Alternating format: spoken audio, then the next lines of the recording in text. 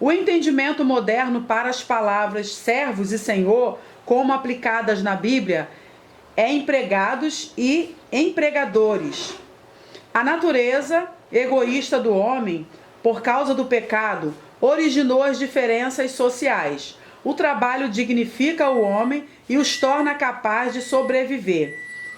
A subsistência humana depende do trabalho. Foi o cristianismo que colocou a relação entre servos e senhores numa dimensão mais ampla e correta dentro de uma sociedade livre como a atual.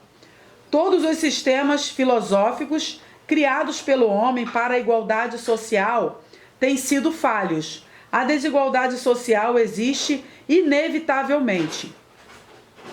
Entretanto, é a Bíblia que oferece as melhores soluções para um relacionamento justo na atualidade. A Bíblia apresenta uma filosofia coerente com o estado espiritual do homem odierno, dentro de uma perspectiva futura.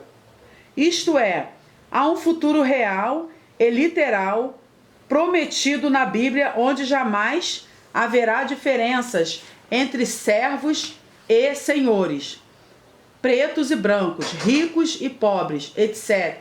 Já em nossa era neotestamentária, as condições sociais colocam o crente servo ou senhor, empregado ou patrão, sobre o manto das responsabilidades inerentes ao trabalho e às relações mútuas.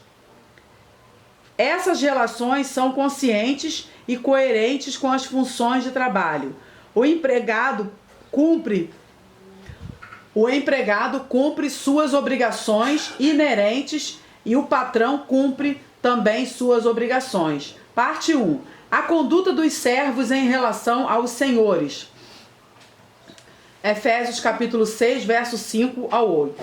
A conduta dos servos é notada mediante o cumprimento dos deveres inerentes a eles, os quais são destacados no texto em estudo.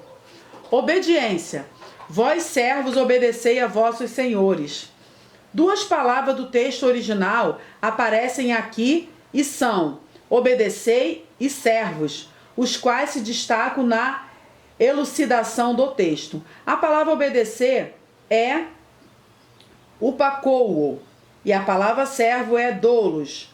A obediência do servo ao seu senhor é uma questão natural, porque ele depende dela para a sua própria subsistência. Deve-se encarar o fato de que Paulo ensinava esse tipo de relacionamento para a gente de seus dias, quando os conceitos e estruturas sociais eram outros. Entretanto, a vaidade do texto hoje é aceita mediante o caráter espiritual do ensino. Hoje não temos escravos e senhores, mas temos empregados e patrões. O que Paulo tornou universal em seu ensino é o fato de que o que se submete a um patrão hoje precisa reconhecer que isso é para o seu próprio bem. Ninguém escapa a algum tipo de autoridade. Não há um ser humano sobre a terra que seja totalmente independente, assim como na família e o chefe é o pai, assim também o patrão exerce a chefia sobre os seus empregados. Por isso, aquele que trabalha honestamente e procura cumprir seus compromissos com o patrão, deve fazer o seu trabalho como se estivesse fazendo ao Senhor. O trabalho deve ter uma razão, isto é, um motivo para ser feito. E esse motivo é Cristo, o Senhor. O servo trabalha por necessidade material e por necessidade espiritual. A obediência dos servos tem duas esferas de alcance: o terreal e a celestial. Notemos a colocação do texto: obedecei a vossos senhores segundo a carne. A esfera terrena da obediência é segundo a carne. Diz respeito à obediência dos servos aos seus senhores. O final do versículo apresenta a esfera celestial da obediência, conforme está escrito, como a Cristo. Respeito e solicitude, com temor e tremor. Esta parte da frase tem uma conotação espiritual, não material. Não se trata de algum tipo de medo que o servo deva ter, mas o respeito devido a quem é autoridade e de quem precisa. A palavra tremor tem uma conotação especial. O empregado ou servo deve trabalhar e submeter-se com tremor, isto é, com um sentido de responsabilidade e prontidão. O empregado ser solícito com os patrões é reconhecer que os patrões são importantes para si, pois depende deles. Solicitude é virtude própria do cristão. Sinceridade de coração. Na sinceridade de vossos corações, ser sincero é ser íntegro em ações e palavras. O verdadeiro servidor é aquele que procura servir com inteireza de coração. Não faz nada que traia essa singeleza e faz tudo de boa vontade, não apenas para agradar à vista. A sinceridade deve permear o coração e a vida do crente em quaisquer circunstâncias. Por isso, o fiel trabalha não para ser visto pelos homens, mas para agradar a Deus. O servo fiel, isto é, o trabalhador comum, obedece a seu patrão porque, como crente, ele está fazendo assim a vontade de Deus. Em outras palavras, aquele que sabe ser fiel para com os homens, o será para com Deus. Aquele que não sabe fazer a vontade de seus patrões, autoridades, não saberá fazer a vontade de Deus, servindo como a Cristo. O crente que serve a Cristo obedece em tudo a Ele e reconhece a sua autoridade sobre si. Por isso, o crente mostra submissão espontânea e honesta aos que exercem autoridade sobre si. Isto faz parte da vida cristã. Os requisitos da obediência a Cristo incluem a obediência aos patrões e às autoridades constituídas sobre nós. Não servindo à vista.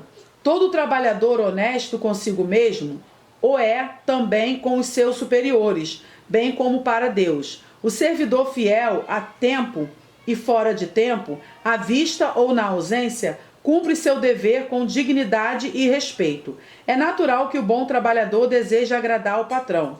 Entretanto, a validade dessa atitude à vista do chefe ou patrão será reconhecida mediante o cumprimento justo e honesto dos serviços, mesmo fora da presença dos superiores.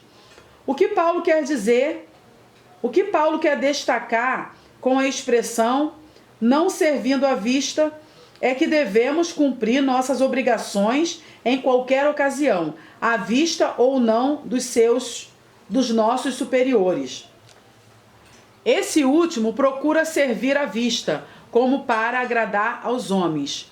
O mais importante no servo fiel é a consciência do fato de que sua fidelidade e serviço deve-se a Cristo. É a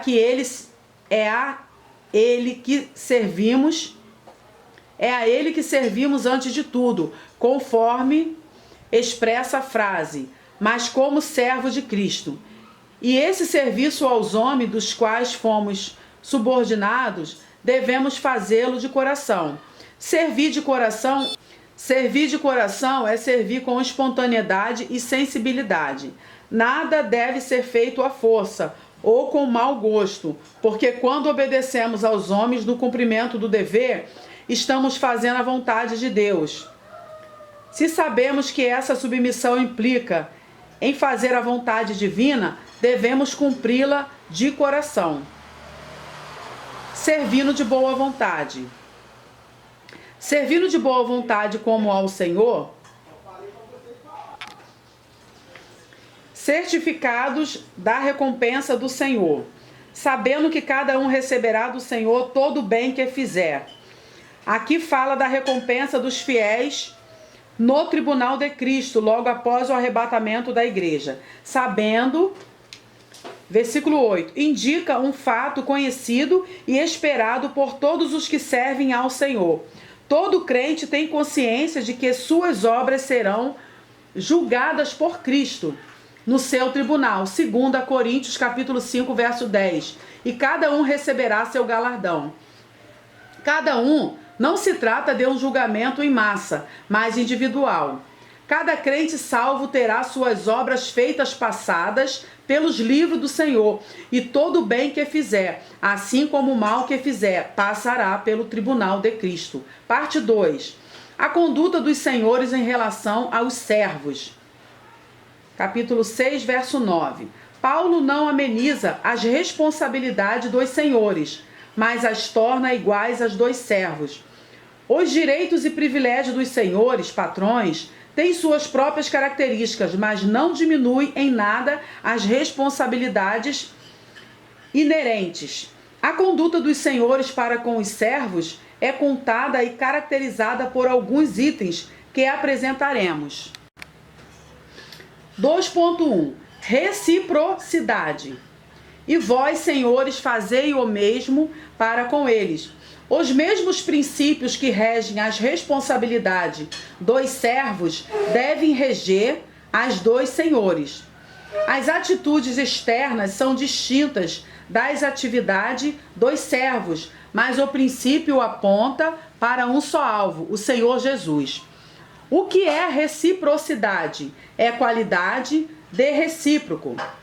Isto é, aquilo que é válido para duas pessoas.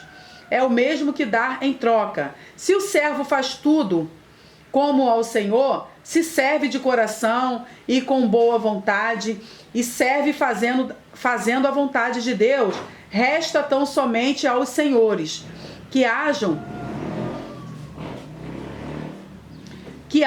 para com os seus subordinados com o mesmo espírito. A reciprocidade não anula o respeito devido dos servos, mas aumenta esse respeito, porque ambos servem como ao Senhor. 2.2. Respeitabilidade. Deixando as ameaças. Todo patrão crente tem de agir de acordo com os princípios cristãos.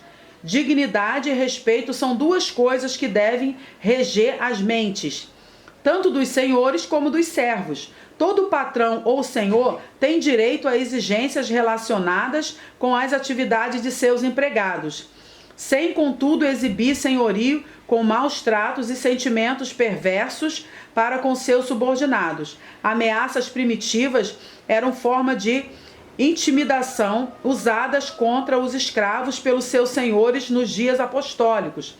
Paulo abomina essa forma de intimidação que é própria dos infiéis, mas não do crente. O respeito é mútuo, tanto do patrão como do empregado. Essa respeitabilidade deve permear todas as atividades relativas aos senhores e servos, patrões e empregados, porque diante do Senhor Jesus, os direitos e privilégios são iguais a todos os homens.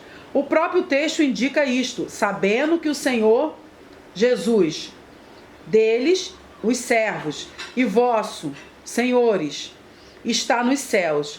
A afirmação de que o Senhor está nos céus é para confirmar a autoridade suprema de Jesus sobre todos os seres humanos. Todos os crentes em Cristo o servem porque reconhecem a sua soberania, sobre a qual têm sujeitas todas as coisas. Igualdade. 2.3. Igualdade. Para com ele não há acepção de pessoas. Nossa responsabilidade mútua é exigida pelo Senhor em sua palavra, a Bíblia. Aprendemos que, apesar de algumas diferenças no plano humano entre os seres humanos, não há acepção de pessoas. Para Deus, Ele nos vê sobre o mesmo nível de necessidade. Raça, cor, nação ou tribo são a mesma coisa diante de Deus. Um dia, toda a terra reconhecerá plenamente o senhorio de Cristo e o conhecimento deles encherá a terra. Termina aqui o capítulo 6.